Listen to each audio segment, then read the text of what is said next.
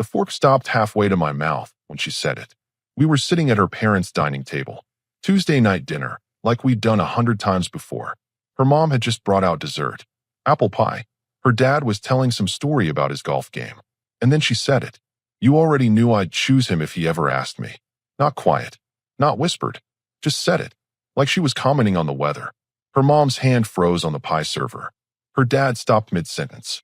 I could hear the clock ticking on the wall. She was smiling. Not apologetic. Not embarrassed. Just this small, satisfied smile. I looked at her for maybe 3 seconds. Long enough to understand this wasn't a slip. This wasn't her being drunk or careless. This was intentional.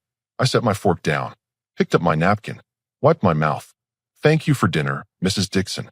Mr. Dixon. The pot roast was excellent. I stood up. Pushed my chair in. The legs scraped against the hardwood floor, too loud in the silence. Her dad opened his mouth. Closed it. Wait, where are you going? She wasn't smiling anymore. Confused now. Like I'd missed my cue in whatever scene she was directing. I didn't answer. Just walked to the front door. Grabbed my jacket from the coat rack. Are you seriously leaving? Her voice followed me. Sharper now. Over a joke? I opened the door. The November air hit me cold. It wasn't a joke, I said without turning around. Then I left. The drive home took 20 minutes. I didn't speed. Didn't slam my hands on the steering wheel. Just drove. Normal. My brain was working differently now. Clearer. Like someone had turned on a light in a dark room, and I could finally see all the furniture I'd been tripping over. The late nights at the office. The phone turned face down on the table. The way she'd started dressing up for work, but coming home looking different. Tired. Satisfied. I'd noticed. Of course I'd noticed. But I'd chosen to trust her. Chosen to believe her explanations. That choice ended tonight. I parked in our driveway. Our house. The one we bought 3 years ago. White panels, blue shutters, small front porch. I'd built that porch myself last summer. Inside, everything looked the same. Her shoes by the door. Her jacket on the coat rack. Photos of us on the wall. I went to the garage. Found the cardboard boxes I'd saved from our last move. Started carrying them upstairs. Her closet first. I pulled dresses off hangers. Folded them. Packed them. Not angry. Not throwing things. Just systematic. Shoes. Jewelry. The fancy perfume her sister gave her for Christmas. Bathroom next. Makeup. Hair products. That purple toothbrush she insisted on buying. I worked for maybe an hour. Maybe 2. Lost track of time. My phone buzzed. Text from her. Where did you go? Another one. This is ridiculous. Then, we need to talk about this. I turned the phone face down. Kept packing. Nightstand. Books. That journal she never wrote in, but kept anyway. Charger cables. Downstairs. Kitchen stuff that was hers. The expensive blender she used twice. Coffee mugs from places we'd visited. By midnight, I had 8 boxes stacked by the front door. Everything that was clearly hers. I sat on the couch. Looked at my phone. 17 missed calls. 12 texts. The last one said, I'm coming home. We're going to talk about this like adults. I looked at the boxes. At the front door. Then I stood up, walked to the garage, and found the lockbox where we kept important papers. Inside was the spare key to the house and the business card for the locksmith who'd helped us when we first moved in. I called the 24-hour emergency number. Guy answered on the 3rd ring, groggy. I need locks changed. Tonight. I'll pay double. He was there in 40 minutes. While he worked, I carried the boxes outside. Set them on the porch. Neat. Organized. Everything visible. The locksmith handed me new keys. Domestic situation? Something like that. Seen it before. Good luck, man. He left. I went inside. Locked the door with the new key. Then I sat back down on the couch and waited. Her car pulled up at 1:30 in the morning. I heard the door slam. Footsteps on the porch. The key scratched in the lock. Once. Twice. What the hell? More scratching. Then knocking. Open the door. I didn't move. I know you're in there. Open the door. Silence from me. Her phone lit up in my peripheral vision where I'd left it on the coffee table. She was calling. I let it ring. This is insane. Her voice was loud now. You can't just lock me out of my own house. Our house. She'd said our house just last week when talking to her friend. My house now, actually. Only my name on the deed. Something her parents had insisted on when we bought it, since I'd put down the entire payment. Just in case, her dad had said. Guess it was just in case after all. The knocking got louder. Then stopped. I heard her on the phone outside. Muffled voice. Then footsteps going down the porch stairs. Car door. Engine starting. She left. I sat there in the dark living room, in the house I'd bought, that I'd fixed up, that I'd made into a home. And for the first time in months, maybe years, I felt like I could breathe. I woke up on the couch at 6 in the morning. Neck stiff. Still wearing yesterday's clothes. For about 5 seconds, I thought maybe it was a bad dream. Then I saw the empty space where her reading chair used to be. The gaps on the bookshelf where her stuff had been. Not a dream. I made coffee. Strong. Black. The kind that tastes like burnt tires but gets you moving. My phone had 32 notifications. I scrolled through them while the coffee brewed. Her. I'm staying at my parents' house. Her. We need to talk. Her. You're being childish. Her mom. Please call me. Let's work this out. Her dad. Son. Let's be reasonable here. Her best friend Catherine. What did you do? That last one made me laugh. What did I do? Right. I deleted all of them. Blocked her number. Blocked her parents. Blocked Catherine. The coffee finished brewing. I poured a cup and sat at the kitchen table. 3 years of marriage. 5 years together total. And it ended with one sentence at a dinner table. Except it didn't really end there, did it? That was just when I finally paid attention. I pulled out my laptop. Opened my email. Started looking through old messages. There. 6 months ago. Working late again, don't wait up. 4 months ago. Girls' night, be back late. 2 months ago. Conference this weekend, probably won't have much signal. I'd believed everyone. My phone buzzed. Unknown number. I answered without thinking. You can't just throw someone out of their home. Her voice. She borrowed someone's phone. I didn't throw you out. You left. You changed the locks. My house. My locks. We're married. That's not how it works. Tell me something. I said. Who is he? Silence on the other end. The guy you'd choose. Who is he? More silence. Doesn't matter now, does it? Her voice was different. Harder. You overreacted. I was just talking. You're making this into something it's not. I'm making this into exactly what it is. Which is what? Over. I hung up. Blocked that number too. The coffee was getting cold. I dumped it out, poured another cup. My buddy Wyatt called around 8. We'd known each other since high school. Worked construction together before I got my current job at the electrical supply company. Dude. Catherine just called Marion. What's going on? Marion was his wife. Of course the news was spreading. She said something stupid at dinner last night. I left. Changed the locks. That's it. That's it. Man, what did she say? I told him. He was quiet for a long moment. Then, oh damn. Yeah. You need anything? No. I'm good. You sure? Want to grab a beer later? Maybe. I'll let you know. We hung up. Good friend. Didn't push. Didn't tell me I was wrong. Just offered to be there. I spent the rest of the morning documenting everything. Screenshots of old texts. Calendar entries showing all the nights she'd been busy. Credit card statements showing charges at restaurants I'd never been to. Not planning anything specific. Just preparing. My dad always said measure twice, cut once. Same principle. Around noon, my phone rang again. Different unknown number. Stop ignoring me. Her voice was sharp now. Angry. We need to figure this out. There's nothing to figure out. You can't just end a marriage over one comment. Watch me. I have rights. Legal rights. You can't keep me from my own home. Call a lawyer then. Are you serious right now? Completely. I hung up. Blocked that number. The thing is, I wasn't angry. Not the way you'd expect. I wasn't throwing things or punching walls or whatever people do in movies. I just felt clear. Like I'd been walking through fog for months and someone turned on a fan. All those little moments I'd pushed down. All those times I told myself I was being paranoid or insecure. They weren't wrong. I wasn't crazy. I'd just been choosing to ignore what was right in front of me. Not anymore. I made lunch. Sandwich. Chips. Another coffee. Sat at the table and thought about next steps. She'd come back eventually. Try to get in. Make a scene. That was predictable. I could call a lawyer. Start separation paperwork. Get ahead of it. Or I could wait. Let her make the first move. See how desperate she got. My phone buzzed. Text from Wyatt. Marion says her side of the story is wild. Just FYI. I didn't ask what the story was. Didn't matter. Another text from him. Beer at Sam's Tavern at 7 if you want. I typed back. I'll be there. Needed to get out of this house anyway. Too quiet. Too full of empty spaces where her things used to be. I showered. Changed clothes. Looked at myself in the mirror. Same guy as yesterday, but different somehow. Lighter. Funny how much weight you don't notice you're carrying until you finally put it down. I grabbed my keys and headed out. The boxes were still on the porch, sitting there in the afternoon sun, visible to anyone walking by. Let them sit. Let the neighbors see. Let everyone know. I didn't care anymore who knew what. I got in my truck, backed out of the driveway, and drove away from the house. Didn't look back once. Sam's Tavern was busy for a Tuesday night. Sports on the TV. People talking loud over the noise. Wyatt was already there when I walked in. He waved from a booth in the back. "You look better than I expected," he said when I sat down. "What were you expecting?" "I don't know. More destroyed, I guess." The waitress came by. Julia, mid-40s, worked there forever.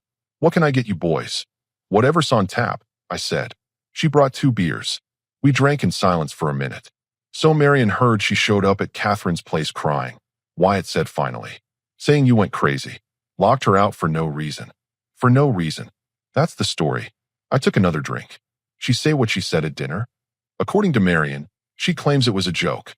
That you took it wrong." "A joke?" "Yeah. In front of her parents. At dinner. Just casually joking about picking another guy over her husband." Wyatt shrugged. "I'm just telling you what Marion heard." "Appreciate it." We watched the game for a while. Some team I didn't care about was losing. My phone buzzed. I pulled it out. Email notification. Her parents' lawyer. I opened it. Standard stuff. Request to discuss property settlement. Mediation. Blah, blah, blah. They got a lawyer already? Wyatt was reading over my shoulder. Her parents' lawyer. Family guy. Probably does their taxes too. You getting one? Maybe. See how this plays out first. My phone buzzed again. Text from a number I didn't recognize. "The boxes are gone. Someone took them." Her. Different phone again. I didn't respond. Another text. "Everything I own was in those boxes." Still didn't respond. "Did you just smile?" Wyatt asked. "Somebody stole her stuff off the porch." "Seriously?" "Apparently." He laughed. Actually laughed. "Man, that's cold. I didn't steal them. Just left them there." Still.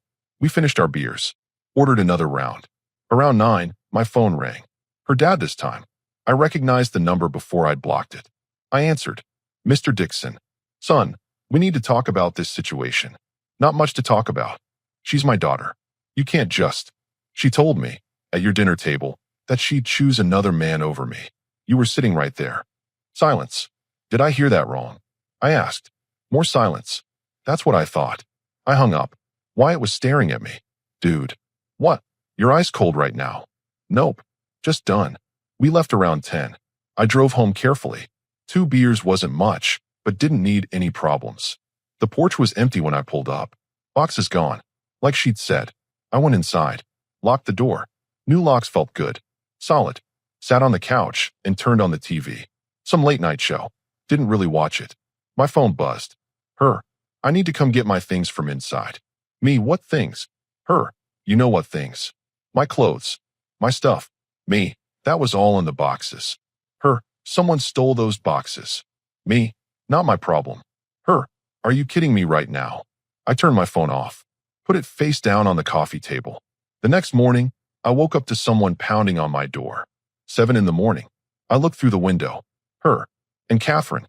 And another woman I didn't recognize. More pounding. "Open up. I know you're in there." I made coffee first. "Let them knock. This is harassment." Her voice was shrill now. "I'm calling the police." I almost laughed.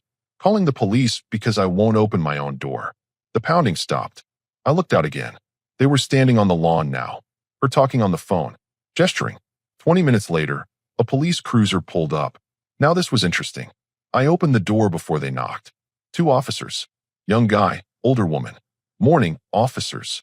We got a call about a domestic situation," the woman said. "Officer Hartman," her name tag read. "No situation.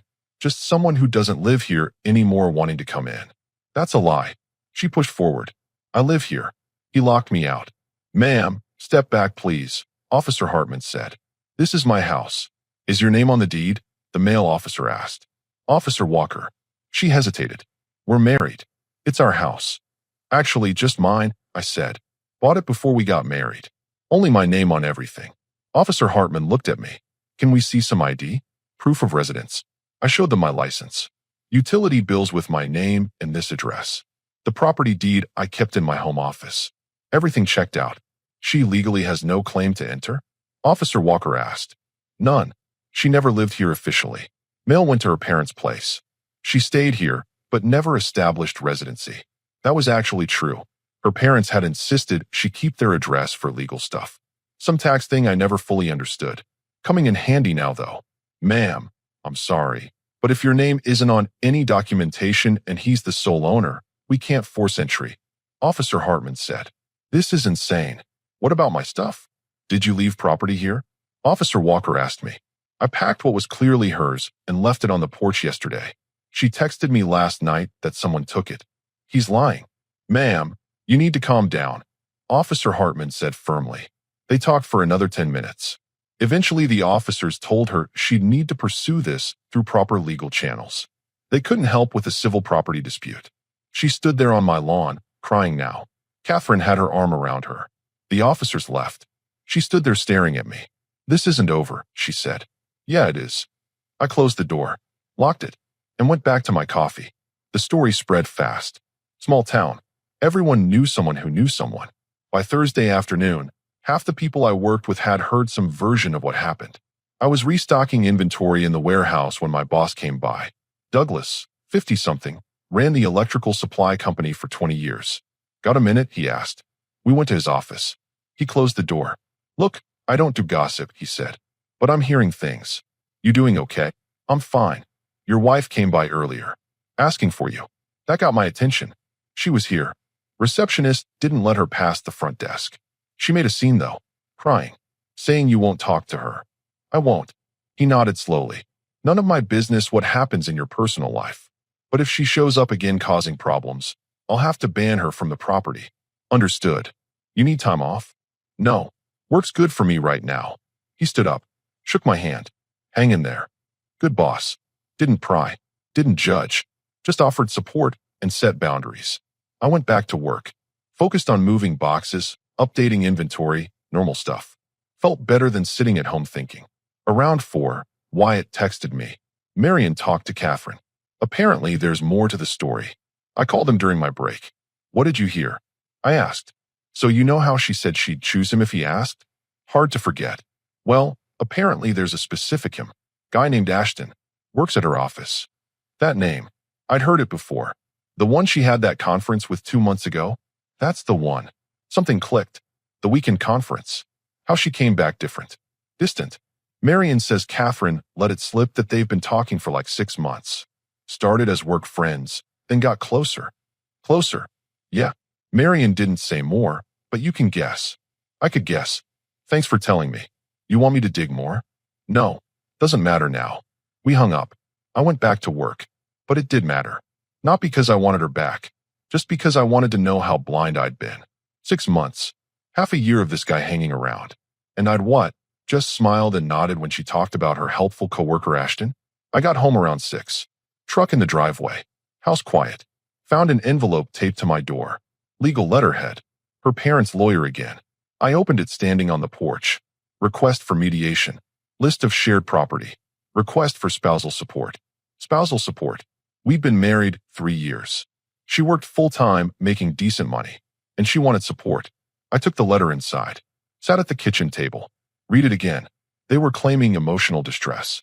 Claiming I'd abandoned her without cause. Claiming she had rights to the house despite her name not being on anything. Creative. Wrong, but creative. My phone rang. Unknown number. I almost didn't answer. Hello. It's me. Her voice. Quiet this time. Not angry. How'd you get this number? Does it matter? It does when I keep blocking you. Please. Just listen for 1 minute. I didn't hang up. Didn't say anything either. I messed up, she said. I know that. What I said at dinner was stupid. I didn't mean it the way it sounded. Silence from me. Ashton and I are just friends. That's all. I was trying to make you jealous or something. I don't know. It was dumb. You done? Are you really not going to give me a chance to explain?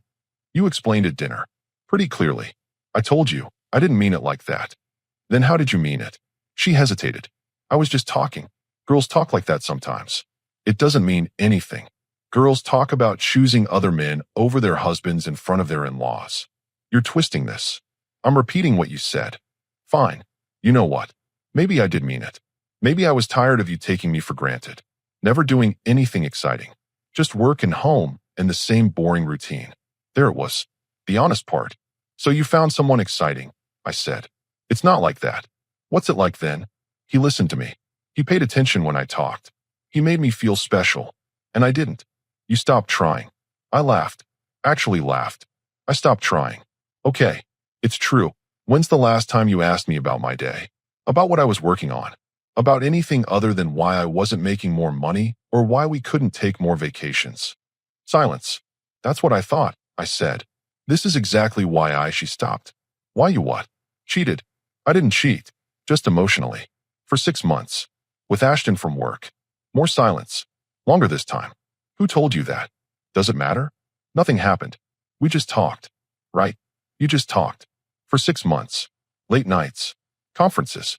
And then you announced at dinner that you'd pick him over me. It's not. Here's the thing. I interrupted. Even if nothing physical happened, you chose him. In your head, in your heart, whatever. You chose him. You told me you'd choose him. So I'm making it easy for you. What does that mean? It means go be with Ashton. See if he's as exciting as you think. He doesn't want a relationship. He's not. She stopped again. But too late. He doesn't want you, I said quietly. That's what you were going to say? He doesn't want a relationship with you. No response. So now you want to come back. Because your exciting guy doesn't actually want you. And you're stuck. And you're trying to make this my fault. That's not. Yeah, it is. I hung up. Sat there at the kitchen table with the lawyer's letter in front of me. Then I picked up my phone and started looking for divorce attorneys. Time to stop reacting and start acting. I hired a lawyer Friday morning. Found one through a guy at work whose brother went through a divorce last year. Her name was Mrs. Cunningham. 60 years old, sharp as a knife, no patience for nonsense. She reviewed everything in her office. The deed, the bank statements, the timeline. You're in a strong position, she said. House is yours. No kids. Short marriage. She works full-time. Her parents' lawyer is asking for spousal support. She smiled. Not friendly. More like a shark spotting blood. Let them ask. They won't get it. 3-year marriage. Both employed. She makes $45,000 a year. Judge will laugh them out of court. What about her claiming emotional distress? Did you hit her? No. Threaten her? No. Destroy her property? Packed it and left it outside. And someone stole it. Not my problem what happens to property that's not on my land. She wrote notes on a legal pad. I like you. You're practical. Makes my job easier. We spent an hour going through everything. She drafted response papers. Set a timeline for separation proceedings. One more thing, she said as I was leaving. She's going to escalate. They always do when they realize they're losing. Don't engage. Don't respond to texts or calls. Everything goes through me now. Understood. I left her office feeling better. Having a plan helped. Having someone else handle the details helped more. Work was busy that afternoon. Big order came in. Needed to be sorted and loaded by Monday. I volunteered for overtime. Anything to stay busy. Around 7, I was in the warehouse alone when my phone buzzed. Text from Wyatt, dude. Check your email. I pulled up my email on my phone. Message from someone named Savannah. Subject line, about your wife. I opened it. Hi. I don't know if you remember me. We met at your Christmas party 2 years ago. I work with your wife. I think you should know that she and Ashton have been seeing each other since last spring. I'm sorry. I thought you deserved to know. Savannah. Last spring. That was 8 months ago. Not 6. I texted Wyatt back. Got it. Him. You okay? Me. Yeah. I wasn't surprised. Just tired. Tired of finding out new details. Tired of realizing how long this had been going on. 8 months of lying. Of late nights and excuses. Of me trusting her. I finished loading the truck and went home. She was sitting on my porch. No Catherine this time. No friends. Just her. Wrapped in a jacket, arms crossed. I parked the truck. Got out. We need to talk, she said. No, we don't. Please. I walked past her to the door. She stood up. Followed me. I got the divorce papers today. Good. Sign them. I don't want a divorce. I unlocked the door. She grabbed my arm. Don't touch me, I said quietly. She let go. Just talk to me. 5 minutes. You had months to talk. You chose to spend that time with Ashton instead. How do you? She stopped. Someone told you. Doesn't matter who. It does matter. People are spreading lies. 8 months, I said. That's not a lie. That's a fact. Her face changed. Panic there now. Who told you 8 months? Someone who actually gives a damn about the truth. Nothing happened for most of that time. We were just friends. Stop lying. I'm done with the lies. I'm not. You told me at dinner you'd choose him. You admitted you had feelings for him on the phone. You said he made you feel special. Now you're telling me nothing happened. Emotionally, things happened, but physically, I don't care about the details. I opened my door, started to go inside. Wait, please. Her voice cracked. I messed everything up. I know that, but we can fix this. Go to therapy. Start over. I don't want to start over with you. Because of one mistake. 8 months isn't one mistake. It's a choice. Over and over. Every day for 8 months. He meant nothing. I was confused. I was stupid. You were something all right. She grabbed my arm again. Harder this time. Don't just throw away 3 years of marriage. I pulled my arm free. You threw it away. At dinner. When you smiled and told me you'd pick him. I just accepted it. I was angry that night. You never listened to me. Never pay attention. So you cheated. I didn't. Emotionally. Physically. Doesn't matter. You checked out of this marriage and into whatever you had with him. And now that he doesn't want you, you want back in. She was crying now. Genuine tears this time. He doesn't matter. You matter. We matter. No, we don't. Not anymore. I went inside. She tried to follow. I blocked the door. Please, she whispered. Please don't do this. Sign the papers. Make this easy. I can't lose you. You already did. You just didn't notice. I closed the door. Locked it. She stood outside crying for maybe 20 minutes. Then I heard her car start. Watched through the window as she drove away. My phone rang an hour later. Her dad. Son, she's at our house. She's devastated. Okay. That's all you have to say? What do you want me to say, Mr. Dixon? She had an affair. She told me she'd choose him over me. Now she's upset because he doesn't want her and I won't take her back. An affair? She said you two just had a fight. Ask her about Ashton. 8 months of talking. Late nights. Conferences. Ask her. Silence. I sat at your table and listened to her tell me she'd pick another man. You were right there. You heard it. She said that was a joke. It wasn't. We both know it wasn't. More silence. The divorce papers are drafted. I continued. She can sign them or drag this out. Her choice. But I'm done. You're making a mistake. No, sir. I'm fixing one. I hung up. Sat on the couch. Turned on the TV. Some cop show. My phone buzzed. Text from Mrs. Cunningham. Her attorney contacted me. They want to negotiate. I told them we're not negotiating. Sign or go to court. Your call. I typed back. No negotiations. Her, good. I'll let them know. The cop show played. I didn't really watch it. Just sat there thinking. 3 years of marriage. 5 years together. Down to legal papers and lawyers. Should have felt worse about it. Should have felt something. But mostly I just felt relieved. Like I'd been holding my breath underwater and finally came up for air. 3 months later, the divorce was final. She fought it for a while. Tried to claim the house. Tried to get support. Tried everything her parents' lawyer could think of. Judge wasn't impressed. Short marriage. Both employed. No kids. No shared property. Clean break. She walked away with nothing but what she'd brought into the marriage. Which wasn't much. I kept the house. Kept my truck. Kept my life. Work stayed steady. Douglas gave me a raise in February. Not because he felt bad for me. Just said I'd earned it. Been there 5 years. Reliable. Good worker. I took it. Wyatt and Marion had me over for dinner every few weeks. Never mentioned her unless I brought it up. Which I didn't. The house felt different without her stuff everywhere. Cleaner. Simpler. Mine. I painted the bedroom. Got rid of that awful beige she'd insisted on. Went with dark blue instead. Looked better. Fixed the fence in the backyard. Built new shelves in the garage. Projects I'd been putting off because she always had other priorities. Her priorities. Not ours. Took me a while to see that. I ran into Savannah at the grocery store in March. The woman who'd sent me that email. Hey, she said. Nervous. How are you doing? Good. Thanks for the heads up back then. I felt terrible not saying something sooner. But it wasn't my place until. You said it when it mattered. That's what counts. She smiled. Relieved. For what it's worth, nobody at the office talks to her much anymore. After everything came out. What came out? About her and Ashton. Turns out she wasn't the only one. He'd been doing the same thing with at least 2 other women there.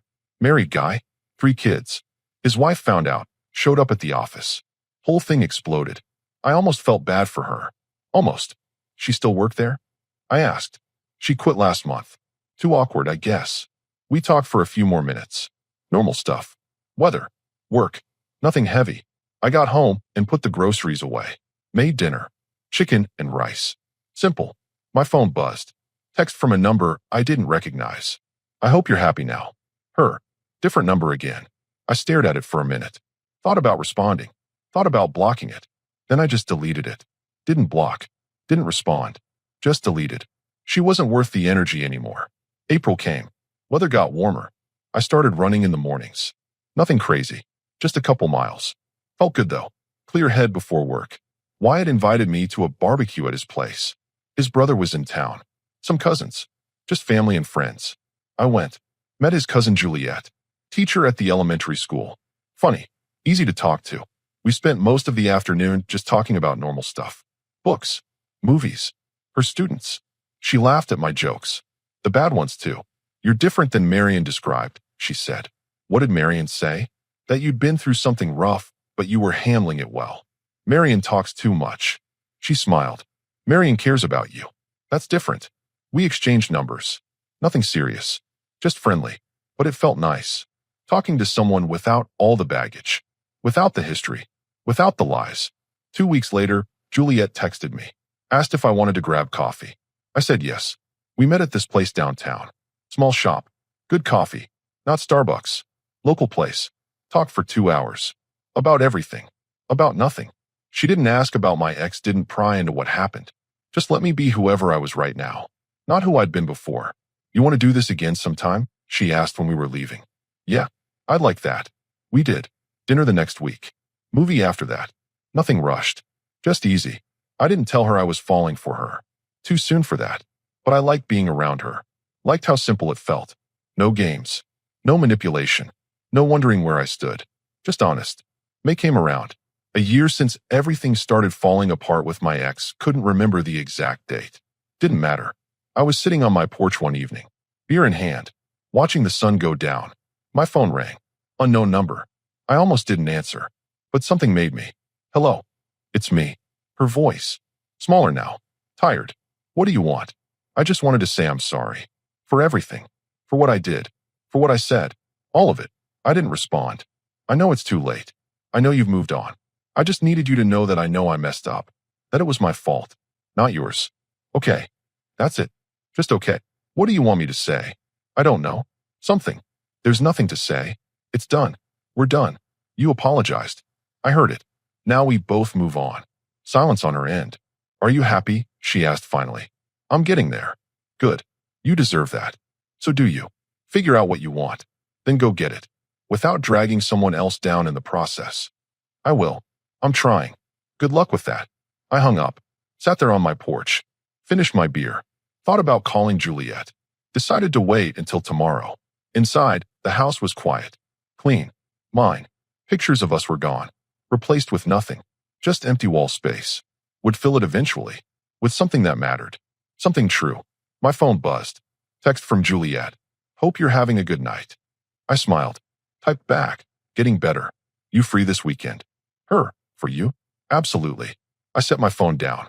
Looked out at the street. At the house I'd built into a home. At the life I was building into something worth living. 3 years of marriage down the drain. Could have been worse. Could have wasted more time. More energy.